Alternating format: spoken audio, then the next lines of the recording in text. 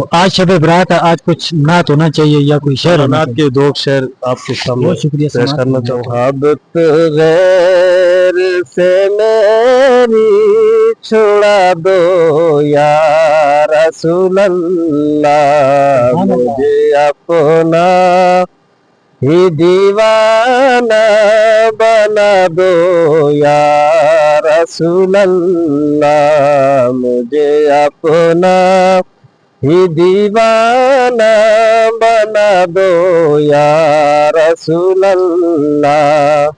लगा तकिया गुनाहों का बड़ा दिन रात सोता हूँ, मुझे इस ख्वाब गफलत से जगा दो या रसूल अल्लाह। मोहब्बत गैर से मेरी छुड़ा दो या रसूल अल्लाह, मुझे अपना ही दीवाना बना दो या रसूल अल्लाह।